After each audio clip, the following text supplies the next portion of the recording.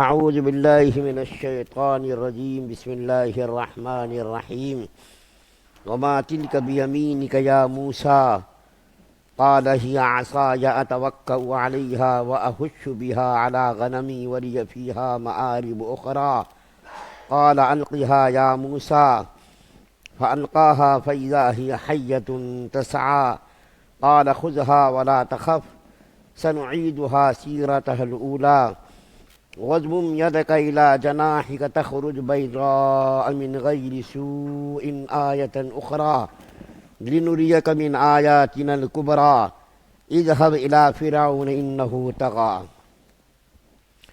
اور موسیٰ علیہ السلام یہ تمہارے دائیں ہاتھ میں کیا ہے؟ حضرت موسیٰ علیہ السلام نے کہا یہ میری لاٹھی ہے، میں اس کا سہارا لیتا ہوں اور اس سے اپنی بکریوں پر درخت سے پتے جھاڑتا ہوں اور اس سے دوسری ضروریات بھی پوری ہوتی ہے۔ فرمایا موسیٰ علیہ السلام اسے نیچے ڈال دو، فرمایا موسیٰ علیہ السلام اسے نیچے پھینک دو، چنانچہ انہوں نے اسے پھینک دیا۔ بس پھر کیا تھا، وہ اچانک ایک دوڑتا ہوا سانپ ہو گئی۔ اللہ تعالیٰ نے فرمایا اسے پکڑ لو اور ڈرو مت، ہم ابھی اسے اس کی پچھلی حالت پر لوٹا دیں گے، اور اپنے ہاتھ کو اپنی بغل میں دباؤ، وہ کسی بیماری کے بغیر سفید ہو کر نکلے گا، یہ تمہاری نبوت کی ایک اور نشانی ہوگی۔ یہ ہم اس لیے کر رہے ہیں تاکہ اپنی بڑی نشانیوں میں سے کچھ تمہیں دکھائیں۔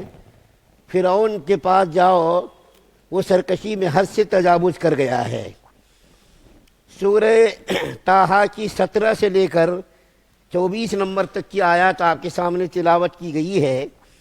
کل آپ کے سامنے ذکر کیا گیا تھا کہ اللہ تعالیٰ نے حضرت موسیٰ علیہ السلام کو طور پہاڑ پر بلایا اور بلا کر کے یہ آواز لگائی، یہ خوشخبری سنائی کہ موسیٰ علیہ السلام تم کو میں نے نبوت کے لیے منتخب کر لیا ہے، میں ہی معبود ہوں، میری ہی عبادت کرو اور مجھ کو ہی معبود سمجھو اور میرے لیے ہی نماز ادا کرو اور میرے ذکر کے لیے نماز کو قائم کرو۔ تو موسیٰ علیہ السلام کے اوپر ایک قسم کا ڈر اور خوف طاری ہو گیا کہ یہ آواز کہاں سے آ رہی ہے۔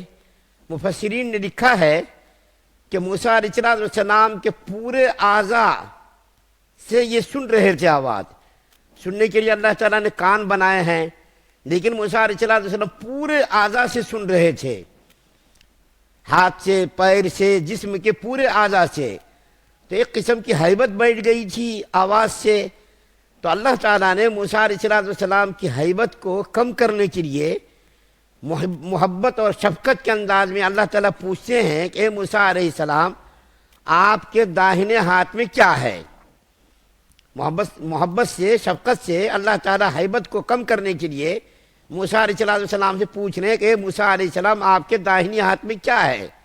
حالانکہ اللہ تعالیٰ کو بھی معلوم تھا کہ داہنے ہاتھ میں لاٹھی ہے، لیکن ہیبت کو اور جو ڈر اور خوف بیٹھ گیا تھا، اس ڈر اور خوف کو کم کرنے کے لیے اللہ تعالیٰ پوچھ رہے ہیں محبت اور شفقت کے انداز میں کہ موسیٰ علیہ السلام آپ کے داہنے ہاتھ میں کیا ہے؟ تو موسیٰ علیہ السلام نے کہا ہمارے داہنے ہاتھ میں لاٹھی ہے، اس لاٹھی سے میں ٹیک بھی لگا دیتا ہوں، بکریوں کے لیے پتے بھی جھاڑ لیتا ہوں اور دوسری ضروریات بھی اس سے میں پوری کرتا ہوں۔ یہاں پر سمجھنے والی بات یہ ہے کہ اللہ تعالیٰ نے صرف کیا پوچھا کہ آپ کے دائیں ہاتھ میں کیا ہے، تو اتنا کہہ دیتے تھے لاٹھی ہے، لیکن موسیٰ علیہ السلام دیکھیے کیا فرما رہے ہیں کہ اس سے میں پتے جھاڑ لیتا ہوں، ٹیک لگا دیتا ہوں، دوسری ضروریات بھی اسے پوری کرتا ہوں۔ مفسرین نے لکھا ہے کہ موسیٰ علیہ السلام اللہ سے چونکہ ہم کلام تھے، اللہ تعالیٰ سے چونکہ بات کر رہے تھے، اور جس سے محبت ہوتی ہے اس سے دل چاہتا ہے کہ خوب بات کریں۔ تو موسیٰ علیہ السلام نے سوچا بات کرنے کا موقع ملا ہے تو دل بھر کے ہم بات کر لیں اللہ تعالیٰ سے، یہ موقع ملا ہے اللہ تعالیٰ سے بات کرنے کا تو ہم دل بھر کے بات کر لیں۔ تو بات کو ذرا طویل کر دیا، لمبی بات انہوں نے کر دی موسیٰ علیہ السلام نے، حالانکہ صرف جواب اتنا اچھا لاٹھی ہے میرے ہاتھ میں، لیکن موسیٰ علیہ السلام نے موقع غنیمت سمجھ کر کہ جب اللہ تعالیٰ سے بات کرنے کا موقع ملا ہے تو ذرا طویل بات کر دیں. اللہ تعالیٰ سے بات کرنے میں ان کو مزہ آیا تو انہوں نے بات کو طویل کر دی. پھر بات کرتے کرتے کرتے چوکنا ہو گئے کہ ارے کہیں اللہ تعالیٰ کی شان میں گستاخی نہ ہو جائے. تو بات کو ختم کرنے کے لیے کیا کہا؟ وَلِيَ مَعَارِبُ أُخْرَىٰ، اس سے میں دوسری ضروریات بھی پوری کرتا ہوں.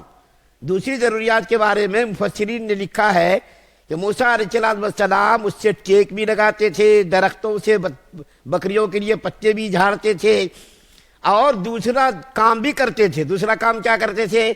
جب موسیٰ علیہ السلام سو جاتے تھے تو ان کی نیند کی حالت میں بکریوں کو چرانے کا کام اور بکریوں کو نگرانی کا کام یہ لاٹھی کرتی تھی. یہ لاٹھی بکریوں کی نگرانی کا کام کرتی تھی. اسی طریقے سے موسیٰ علیہ السلام کہیں جب جاتے تھے اور کہیں پر درخت کے نیچے اگر سایہ نہیں ہوتا تھا تو اس لاٹھی کو رکھ دیتے تھے تو وہ لاٹھی سائے کا کام بھی دیتی تھی. اس لاٹھی سے سائے کا کام بھی لیا جاتا تھا. بہت سارے کام. تو اللہ تعالیٰ نے کیا کہا؟ اے موسیٰ علیہ السلام اس لاٹھی کو زمین پر ڈال دو. موسیٰ علیہ السلام نے جیسے ہی لاٹھی کو زمین پر ڈالا تو وہ لاٹھی دوڑتی ہوئی ایک سانپ بن گئی. ہیبت ناک، اتنا خطرناک سانپ وہ لاٹھی بن گئی. مفسرین نے لکھا ہے کہ ان کے سامنے جو آتا تھا اس کو وہ سانپ نگل لیتا تھا. یہاں تک کہ درخت سامنے آیا، درخت کو نگل لیا. پتھر کی چٹان آئی، پتھر کی چٹان کو نگل لیا. اتنی ہیبت ناک اور خطرناک وہ لاٹھی سانپ بن گئی کہ موسیٰ علیہ السلام ڈر گئے، بھاگنے لگے. تو اللہ تعالیٰ نے کیا کہا؟ موسیٰ علیہ السلام اس کو پکڑ لو، ڈرو مت. اس کو میں پہلی صورت میں، پہلی حالت میں لاؤں گا، اس کو تم پکڑ لو. لیکن موسیٰ علیہ السلام اتنا ڈر گئے کہ بھاگنے لگے اس کو دیکھ کر کے. یہ دیکھیے، ڈرنا نبوت کے منافی نہیں ہے. سانپ سے ڈرنا، بچھو سے ڈرنا، شیر سے ڈرنا، یہ انسانی فطرت ہے کہ سامنے سانپ اگر آیا یا سامنے بچھو آیا یا شیر آیا، درندہ آیا، اگر کوئی اس سے ڈرتا ہے تو وہ توحید کے منافی نہیں. کہہ رہے ڈر گیا، اتنا بڑا آدمی ہو کر کے، نبی ہو کر کے دیکھو ڈر گئے سانپ سے. یہ نہیں ہے. لکھا ہے علماء نے کہ خدا کی طرف سے جو بھی بلا آئے اس سے ڈرنا یہ نبوت کے خلاف نہیں ہے. البتہ انسان کی طرف سے جو بلا آئے، انسان کی طرف سے جو کوئی مصیبت آئے تو اس سے نہیں ڈرنا چاہیے. لیکن خدا کی طرف سے جب کوئی بلا آئے تو اس سے ڈرنا یہ نبوت کے منافی نہیں ہے. جیسا کہ تیز ہوا جب چلتی تھی تو نبی کریم صلی اللہ علیہ وسلم کے اوپر خوف طاری ہو جاتا تھا، بدن کے اوپر لرزہ طاری ہو جاتا تھا. ہلکی ہوا جب چلتی تھی، طوفان آتا تھا، آندھی آتی تھی تو نبی کریم صلی اللہ علیہ وسلم مسجد کی طرف بھاگتے تھے اور مسجد کی طرف آ کر کے نماز کے اندر مشغول ہو جاتے تھے، یہاں تک کہ وہ ہوا کم ہو جاتی تھی یا ہوا بارش سے تبدیل ہو جاتی تھی. تو خدا کی طرف سے اگر کوئی بلا آئے، کوئی مصیبت آئے تو اس سے ڈرنا یہ نبوت کے خلاف نہیں ہے. البتہ انسان کی طرف سے کوئی اگر مصیبت آئے، کوئی بلا آئے تو اسے نہیں ڈرنا چاہیے. تو اللہ تعالیٰ نے فرمایا اے موسیٰ علیہ السلام اس لاٹھی کو آپ ڈال دو زمین پر. جب ڈالا تو نہایت ہی بھیانک اور خطرناک وہ لاٹھی سانپ بن گئی. اللہ تعالیٰ نے فرمایا اے موسیٰ علیہ السلام اس لاٹھی کو سانپ کو پکڑ لو، میں پہلی حالت میں اس کو لاؤں گا. لیکن موسیٰ علیہ السلام ڈرے تو اللہ تعالیٰ نے جب اطمینان دلایا کہ تم ڈرو مت، تمہارے اوپر خوف جو طاری ہوا ہے، خوف کرنے ڈرنے کی ضرورت نہیں ہے، تم اس کو پکڑ لو. چنانچہ موسیٰ علیہ السلام کو جب اطمینان ہو گیا تو موسیٰ علیہ السلام نے لاٹھی کے اوپر یعنی سانپ کے اوپر ہاتھ رکھا تو وہ سانپ پھر سے لاٹھی بن گئی. اپنی پہلی حالت پر وہ لاٹھی جو ہے تھی نا، اسی اصلی حالت پر وہ چیز آ گئی. ایک تو اللہ تعالیٰ نے یہ موسیٰ علیہ السلام کو معجزہ عطا کیا. دوسرا معجزہ یہ عطا کیا جس کا تذکرہ کیا گیا ہے کہ اللہ تعالیٰ نے فرمایا اے موسیٰ علیہ السلام آپ اپنے ہاتھ کو گریبان میں ڈالو. گریبان میں جب تم ڈالو گے تو وہ ہاتھ نہایت ہی تابناک، روشن، چمکدار بن کر کے نکلے گا. اور وہ چمک کسی بیماری وجہ سے نہیں ہوگی کہ کوئی بیماری تھی اس وجہ سے وہ چمکدار ہاتھ بن گئی، جیسا برس کی بیماری یا کوئی اور بیماری. کسی بیماری کی وجہ سے وہ ہاتھ کے اندر چمک اور روشنی پیدا نہیں ہوگی، بلکہ اللہ تعالیٰ نے آپ کو یہ معجزہ عطا کیا ہے. چنانچہ موسیٰ علیہ السلام گریبان کے اندر، جیب کے اندر ہاتھ ڈالتے تھے، اور نکالتے تھے تو وہ ہاتھ نہایت ہی تابناک اور روشن بن کر کے نکلتا تھا۔ اللہ تعالیٰ نے کیا فرمایا، یہ 2 معجزے میں نے آپ کی نبوت کے لیے دیے، اب یہ 2 معجزہ لے کر کے فرعون کے پاس جاؤ۔ کیوں؟ اس لیے کہ فرعون نے نہایت ہی سرکشی اختیار کر رکھی ہے، یہاں تک کہ اس نے خدائی کا دعویٰ کر رکھا ہے، اور ان کے پاس جاؤ اور ان کو بتاؤ، ان کو توحید الہی کی دعوت دو، ان کو جو ہے سمجھاؤ کہ دنیا کا اور کائنات کا خالق و مالک خدا ہے، بنی اسرائیل کے اوپر تم نے جو ظلم کر رکھا ہے اس ظلم کو بند کرو، ختم کرو، یہ ظلم جو ہے اب بند ہونا چاہیے اور اللہ تعالیٰ کی طرف آنا چاہیے، ظلم و زیادتی کو بند کر دینا چاہیے۔ تو تم موسیٰ علیہ السلام فرعون کے پاس جاؤ، فرعون نے سرکشی اختیار کر رکھی ہے، اس کو جا کر سمجھاؤ کہ خالق و مالک اللہ تعالیٰ کی ذات ہے، اس کے علاوہ کوئی بھی دنیا کا خالق و مالک نہیں ہے، وہی قابل عبادت اور قابل پرستش وہی ہے، تم نے جو خدائی کا دعویٰ کر رکھا ہے یہ بالکل غلط ہے۔